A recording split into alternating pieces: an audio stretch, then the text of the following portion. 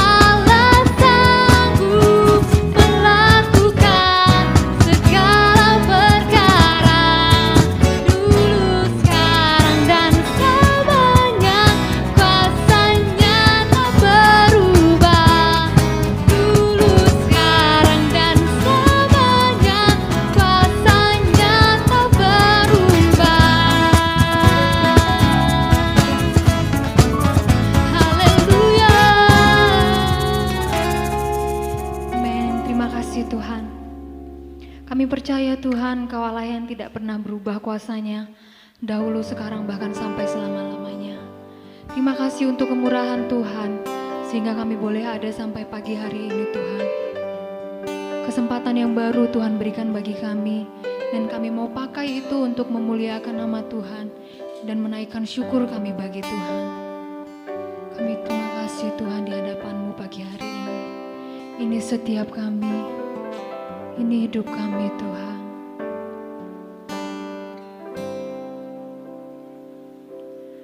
I am here because of your grace. I am here because of your love, Lord Jesus. I am so thankful for your grace abounds to me.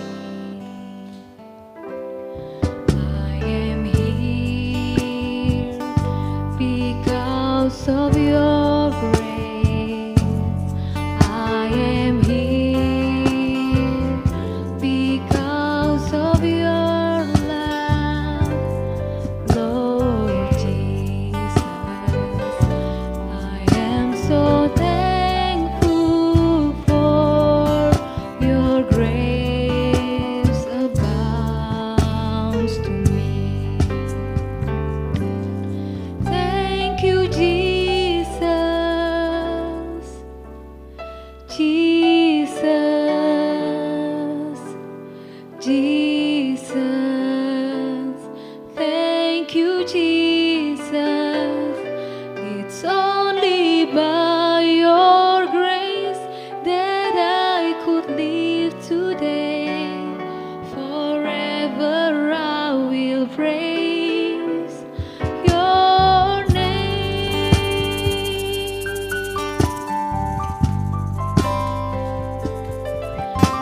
I am here because of your grace. Yes, I am here because of your love, Lord Jesus.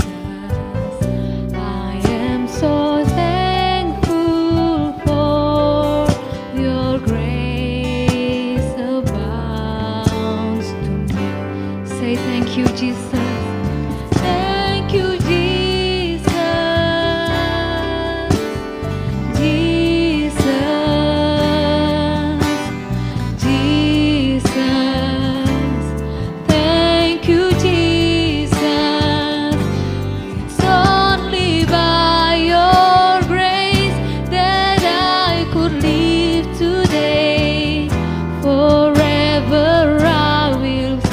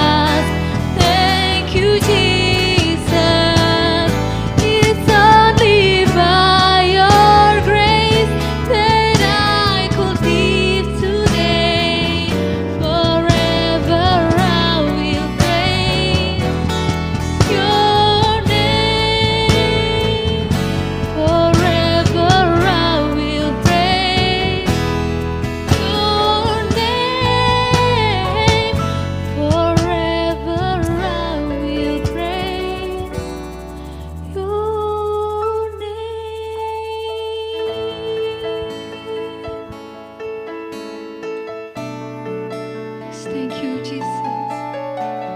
Oh, thank you, Jesus. Thank you, Jesus. I am here because of your love. I am here because of your grace. Your mercy abounds in me. Terima kasih Tuhan, ya terima kasih. Ku mau berterima kasih. Engkau baik bagiku. Engkau baik bagiku. Kau Tuhan yang luar biasa. Terima kasih buat kemurahan-Mu Tuhan.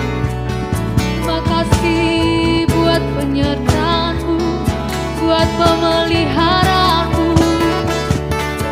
Kuasa-Mu nyata dalam hidupku. Sebab itu ku menyembah-Mu, sebab itu ku memuji-Mu.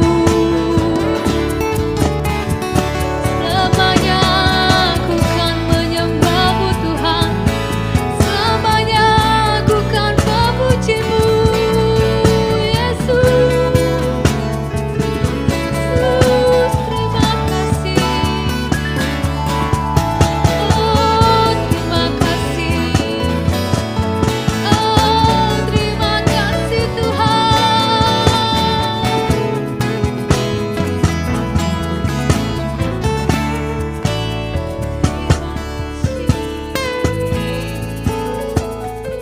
Segala pujian syukur hanyalah yang dipersembahkan bagi Rajaku.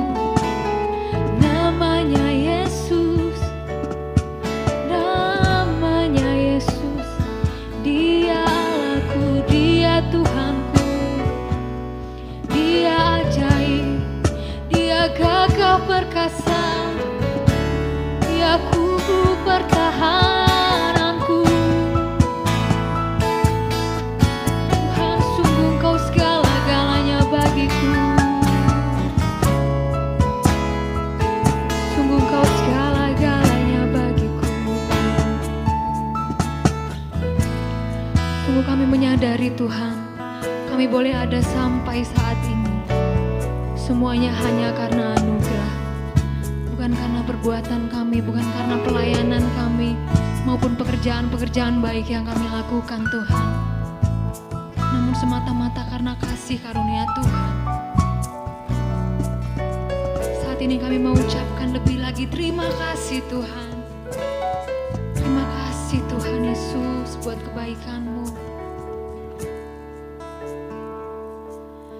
Terima kasih Yesus, Yesus. Terima kasih, hanya anugerah-Mu buat hidupku sekarang.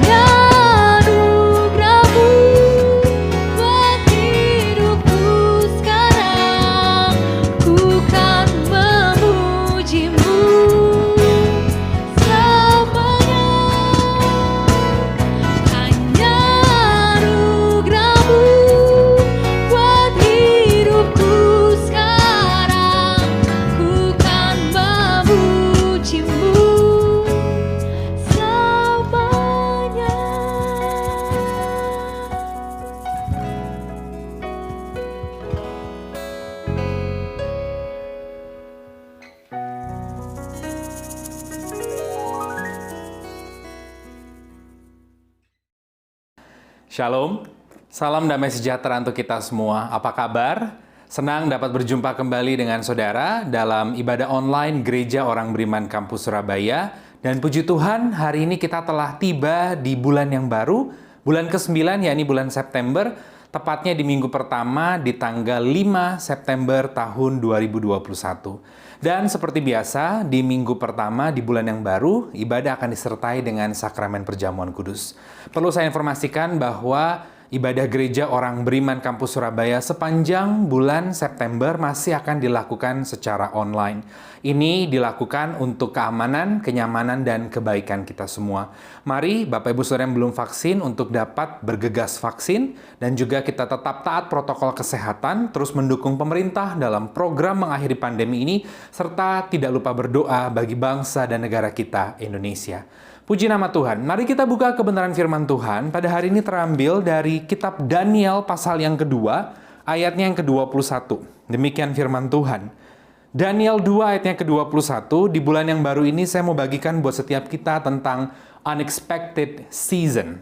Di dalam Daniel 2:21 dikatakan, dia mengubah saat dan waktu. Dia memecat raja dan mengangkat raja. Dia memberi hikmat kepada orang bijaksana dan pengetahuan kepada orang yang berpengertian. Demikian firman Tuhan. Ya, kita semua saat ini sedang ada di musim yang tidak diduga-duga. Makanya tadi saya kasih judul Unexpected Season. Kalau saudara lihat Daniel 2:21 dari Alkitab versi bahasa Inggris Amplified, dikatakan, "It is He who changes the times and the seasons." Perhatikan ada kata season. Season atau musim dalam Kamus Bahasa Indonesia itu memiliki kurang lebih dua arti.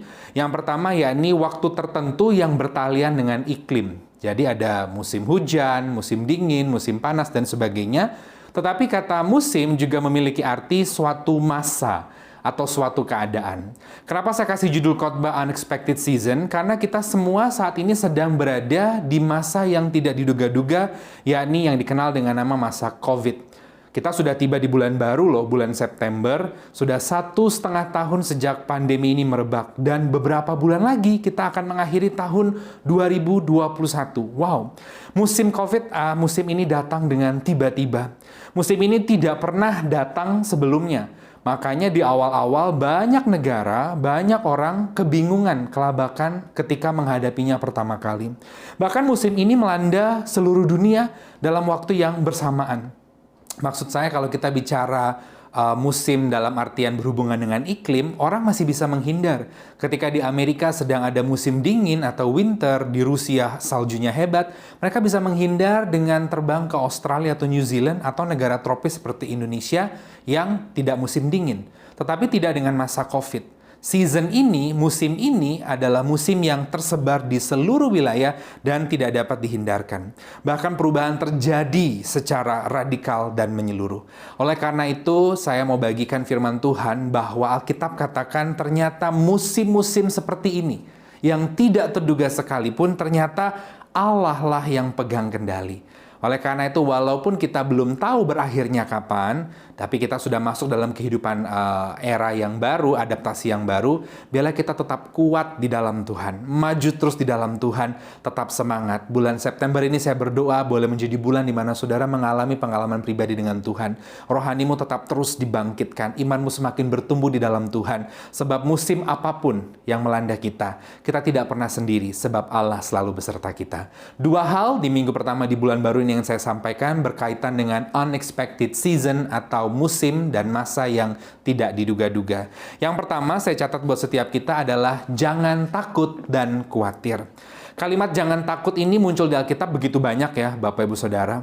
Dan saya percaya dicatat di Alkitab memberikan pesan buat kita untuk sungguh-sungguh tidak takut dan tidak khawatir. Karena ketika kita takut dan khawatir itu sama dengan kita menjadi tidak percaya. Ketakutan dan kekhawatiran justru menghalangi kita untuk melihat pertolongan Tuhan. Ketakutan dan kekhawatiran ini adalah frekuensi di mana justru iblis bekerja. Tetapi iman adalah frekuensi di mana Allah bekerja. Makanya jangan biarkan ketakutan dan kekhawatiran itu menguasai hati kita. Ketika kita dikuasai ketakutan, justru pada akhirnya kita tidak bisa melihat pertolongan Tuhan, bukan karena Tuhan yang nggak mampu, tetapi Tuhan mau supaya hati kita sepenuhnya membuang takut ini dan menyerahkan semua harapan kita ke tangan Tuhan. Makanya kalau kita baca di dalam Markus pasal yang kelima, ayat yang ke-39 dan yang ke-40, di dalam Markus pasal 5 ayat yang ke-39 dan yang ke-40, di sana judulnya adalah pada waktu Tuhan Yesus membangkitkan anak Yairus yang meninggal, saudara. Usianya masih sangat muda. Ya, di tengah perjalanan Tuhan Yesus menyembuhkan perempuan yang 12 tahun pendarahan. Ya, jadi yang 12 tahun pendarahan sudah selesai disembuhkan, lalu dia masuk, akhirnya tiba di rumahnya Yairus. Perhatikan di ayat yang ke-39 dan di ayatnya yang ke-40, sesudah Yesus masuk, ia berkata kepada orang-orang itu, "Mengapa kamu ribut dan menangis? Anak ini tidak mati tetapi tidur." Ayat 40, tetapi mereka menertawakan dia. Mereka ini nggak percaya. Ya, orang-orang tetangga, sekeliling, lingkungan ini nggak percaya. Dan saya yakin ini membuat suasana hati dari keluarga, terutama orang tua, papa dan mama dari anak ini akan merasa semakin takut. Dan ketika takut melanda, ini adalah satu masa yang tidak diduga-duga yang mereka alami, anak mereka mati.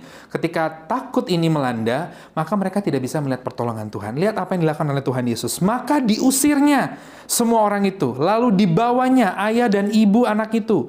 Dan mereka yang bersama-sama dengan dia masuk ke kamar anak itu. Tuhan Yesus hanya membawa beberapa murid inti saja untuk akhirnya menyatakan kuasa dan mujizat. Jadi hari ini ketika kita ada di musim yang tidak mudah, tidak diduga-duga loh, siapa yang akan mengira ada COVID? Semuanya terdampak ya, karena kita sedang beribadah gereja dari on off ya. Akhirnya kita belajar banyak hal, kita bisa online. Kita tidak tahu kapan akhirnya harus full tatap muka. We never know. Yang pertama yang perlu kita lakukan adalah tetap semangat, jangan takut dan jangan khawatir. Ada sebuah riset yang dilakukan oleh Don Joseph Goway. Dia juga menulis buku, dan dia mengatakan ternyata 85% dari hal-hal yang kita takutkan ternyata itu tidak terjadi menimpa kita. Dan ternyata 15% yang terjadi, ya, jadi kan 100% ketakutan. 85%-nya itu tidak terjadi. Kita takut ini, takut itu 85%-nya tidak terjadi. Yang terjadi, sisanya 15%, ternyata 79%-nya dari 15% itu kita bisa handle. Jadi sesungguhnya yang betul-betul kita takutkan dan kita nggak bisa handle, itu presentasinya kecil banget, saudara. Maka dari itu hari ini biarlah kita buang ketakutan. Karena ketakutan yang berlebih akan menimbulkan stres. Menurut buku ini dikatakan ketika overstress, akibat ketakutan dan khawatir yang berlebih, akan menyusutkan massa otak, akan menurunkan kecerdasan, akan menurunkan imunitas, kemudian akan menghambat perkembangan sel baru. Tidak heran banyak orang yang kita jumpai kelihatannya jauh lebih tua daripada umurnya yang asli, ternyata bukan karena dia tidak pandai merawat diri. Bagus kalau kita bisa merawat diri dengan krim, anti-aging ya, atau perawatan lainnya, tapi ternyata terlalu banyak pikiran yang membebaninya.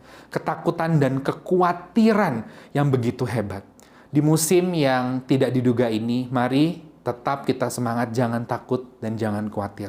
Takut dan khawatir yang berlebih akan menimbulkan stres, overstress akan membawa dampak yang buruk. Di dalam Matius pasal 6 ayat yang ke-34, dikatakan di sana, saya buka buat setiap kita. Matius pasal yang ke-6 ayat yang ke-34, satu ayat yang sangat terkenal. Sebab itu janganlah kamu khawatir akan hari besok, karena hari besok mempunyai kesusahannya sendiri. Kesusahan sehari cukuplah untuk sehari. Masih dari riset yang dilakukan oleh Don Goway tadi, dia mengatakan bahwa ternyata bagus sekali kalau kita bisa melakukan dengan menaruh beban pikiran yang berlebih, yang belum terjadi di masa depan untuk hari ini saja. Yang berlebih itu biar nanti kita lihat nanti, bukan berarti kita tidak berpikir jauh ke depan, tapi jangan sampai membebani hati dan pikiran kita, padahal itu urusannya masih nanti. Dan ketika saya membaca buku ini, saya langsung teringat tadi di dalam Matius 6 ayat yang ke-34. Wow, ternyata Tuhan kita dahsyat. Sudah mengatakan dan mengingatkan 2000 tahun lalu bahwa janganlah kamu khawatir karena ternyata semua sudah ada di dalam kendalinya Tuhan, pemeliharaan Tuhan. Bukan berarti kamu tidak berpikir matang-matang ke depan, berpikir panjang, tapi jangan sampai beban pikiran esok, lusa, tahun depan, ketakutan, kekhawatiran itu membebani semua dalam satu hari. Sebab kesusahan sehari cukuplah untuk sehari. Jadi hari ini kita tidak tahu kapan ini akan selesai. Jangan takut, jangan khawatir. Sebab bukankah burung di udara saja Tuhan beri makan? Padahal dia tidak pernah menanam pohon loh saudara. Dia tidak pernah melakukan hal-hal seperti yang manusia lakukan. Bunga di ladang tidak pernah pergi ke tukang jahit, kemudian membeli kain, dan kemudian meminta untuk dibuatkan pakaian yang maha indah. Tetapi warnanya selalu baru dan indah pada musim-musim yang berganti. Demikian pula kita ini adalah kekasih-kekasih Tuhan. Bapa kita di sorga pasti peduli dan memelihara hidup kita. Itu yang pertama, di dalam musim yang tidak diduga yang perlu kita lakukan adalah jangan takut dan jangan khawatir. Yang kedua, saudara boleh catat yang perlu kita lakukan pada unexpected season seperti ini. Cara kita melihat musim ini akan menentukan pikiran dan perasaan kita, kemudian menentukan hasil dari hidup kita. Jadi cara kita melihat musim ini akan menentukan pikiran dan perasaan kita dan menentukan hasil di hidup kita. Kalau pikiran dan perasaan kita tadi di poin pertama dikuasai ketakutan dan kekhawatiran, maka akan menghalangi melihat kerja Tuhan. Maka akhirnya disitulah frekuensi iblis bekerja. Nah, ternyata pikiran dan perasaan yang dikuasai oleh ketakutan ini terpengaruh dari cara kita melihat musim ini. Ketika kita melihat peristiwa angin ribut, saudara, di dalam Markus pasal yang keempat, ayat yang ke-35, saya buka buat setiap kita. Di dalam Markus pasal 4, ayat yang ke-35, siapa sih yang tidak pernah menghadapi badai dalam hidupnya? Ya, dikatakan lebih tepatnya di dalam Lukas juga, di sana tiba-tiba ada badai, saudara.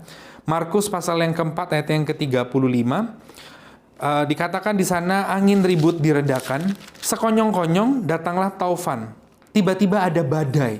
Ini yang disebut unexpected, saudara. Tapi menariknya, di situ dicatat bahwa Yesus tidur di buritan. Dan saya percaya Yesus ini tidurnya cukup lelap. Atau dalam bahasa modernnya deep sleep ya. Ada orang yang tidurnya kan cuma tidur-tidur, orang bilang ya tidur-tidur bentar gitu ya, tidur-tidur ayam gitu ya bahasanya. Itu ada suara dikit bangun. Tapi ini benar-benar tidur yang lelap. Atau deep sleep. Kenapa? Karena sampai murid-muridnya harus membangunkan dia. Bangun guru, bangun guru.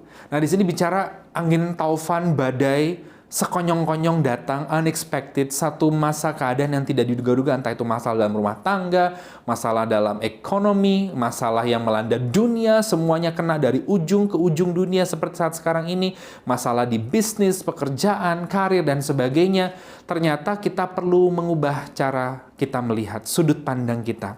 Dan tidurnya Yesus menunjukkan bahwa ia lebih besar dari badai, saudara.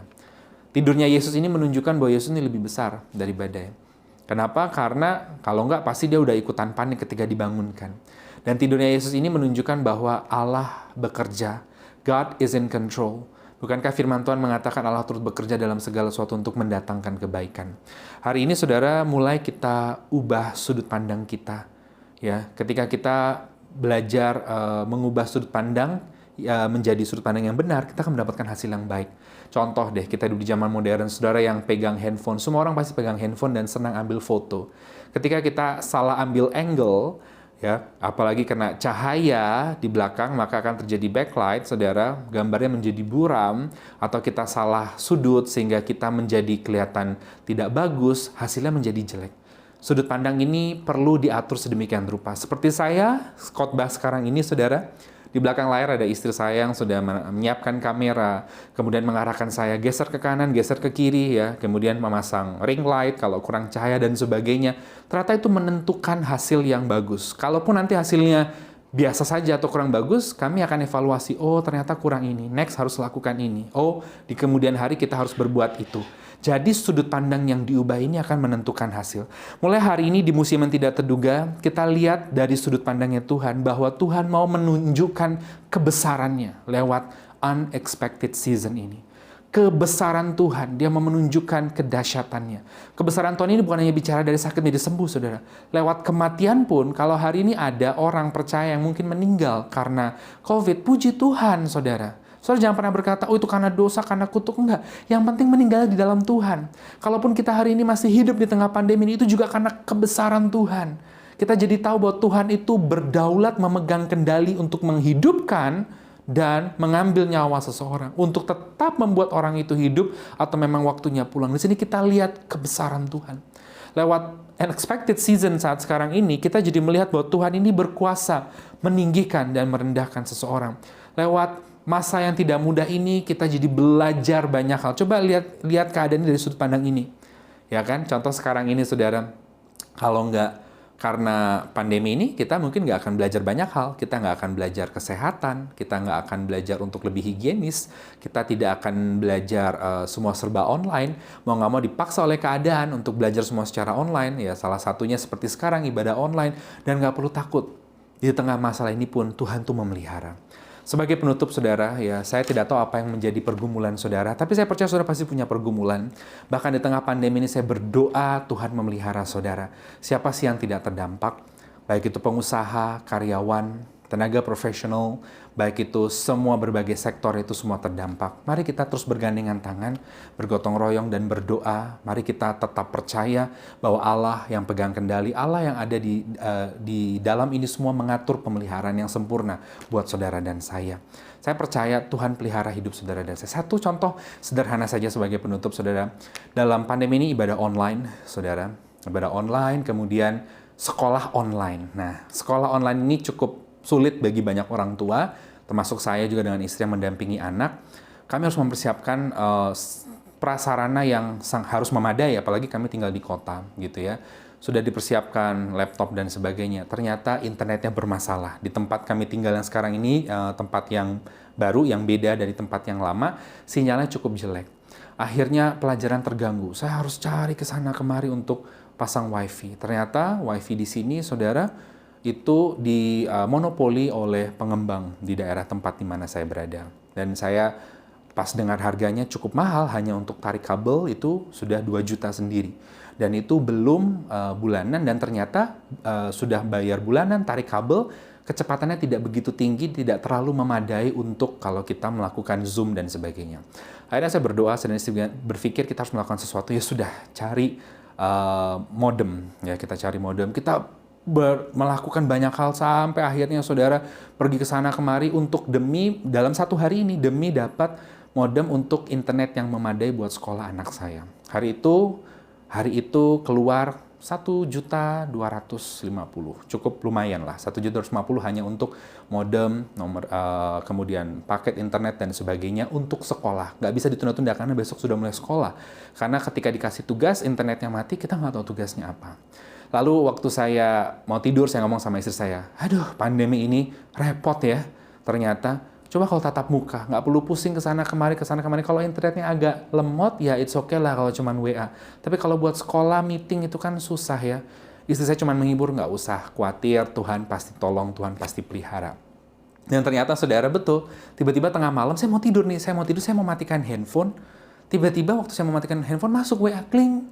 Ada orang bilang, Pak, terima kasih ya, waktu itu saya sharing masalah rumah tangga saya, Bapak sudah mendoakan dan sekarang rumah tangga kami sudah lebih baik. Saya ingat memang orang ini pernah curhat, tapi karena waktu dia curhat itu tengah malam, mungkin lagi berantem ya sama istrinya, saya juga nggak ngerti, saya nggak mungkin telepon balik. Saya cuma jawab, baik, akan saya doakan ya Pak, saya doakan. Lalu kelanjutan WA-nya dia bilang, terima kasih, saya kirimkan berkat sebagai bentuk ucapan syukur saya kepada Tuhan. Saya kirimkan berkat buat Bapak. Nah, saudara tahu berkat yang dikirim itu pas sejumlah yang saya keluarkan untuk urusan internet. Hari itu saya keluar sekian banyak untuk urusan internet, segitu pula berkat yang saya terima. Waduh, saya seketika langsung, Tuhan ampuni hati saya yang tidak kudus, pikiran saya yang tidak kudus, dan sudut pandang saya melihat salah selama ini.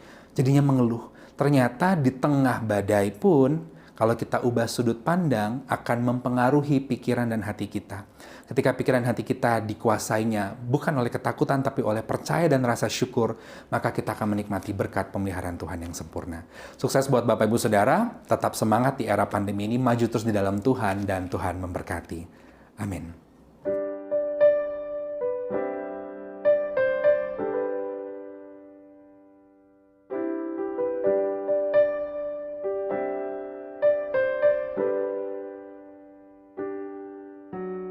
Kita akan masuk dalam sakramen perjamuan kudus. Mari pertama-tama sebelumnya kita tundukkan kepala, satukan hati, dan kita berdoa.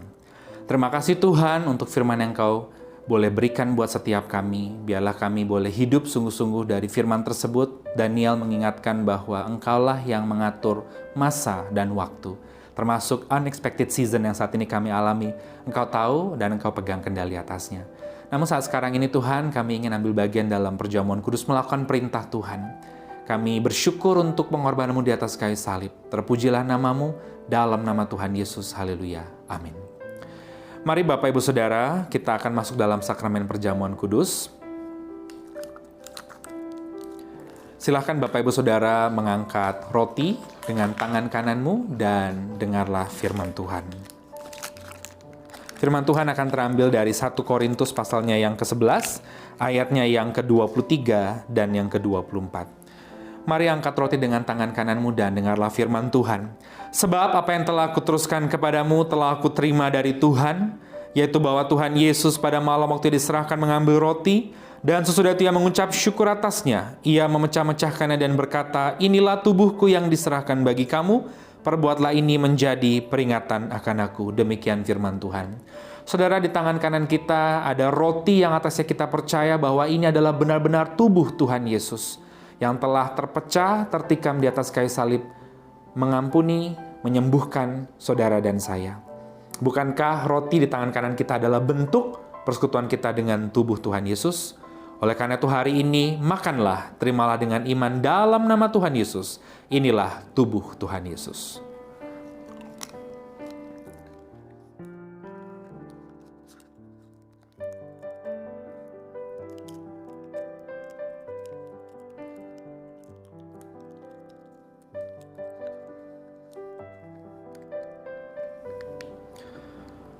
Mari silakan saudara sekarang mengangkat cawan anggur dengan tangan kananmu dan dengarlah firman Tuhan. 1 Korintus 11 ayat yang ke-25. Demikian juga ia mengambil cawan sesudah makan lalu berkata, cawan ini adalah perjanjian baru yang dimeteraikan oleh darahku. Perbuatlah ini setiap kali kamu meminumnya menjadi peringatan akan aku. Demikian firman Tuhan. Saudara, di tangan kanan kita ada cawan anggur yang atasnya kita percaya bahwa ini adalah benar-benar darah Tuhan Yesus yang sudah tertumpah tercurah di atas kayu salib 2000 tahun lalu. Mengampuni saudara dan saya, menebus hidup saudara dan saya, memeteraikan saudara dan saya sebagai warga kerajaan sorga. Bukankah cawan anggur di tangan kanan kita adalah bentuk persekutuan kita dengan darahnya? Oleh karena itu hari ini minumlah, terimalah dengan iman dalam nama Tuhan Yesus.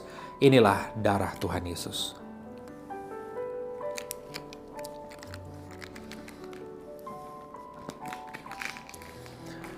Saudara yang telah menyatu dengan tubuh dan darah Tuhan Yesus, sejenak tundukkan kepala, tutup matamu, naikkan ucapan syukurmu secara pribadi di hadapan Tuhan, berterima kasih untuk karya salibnya.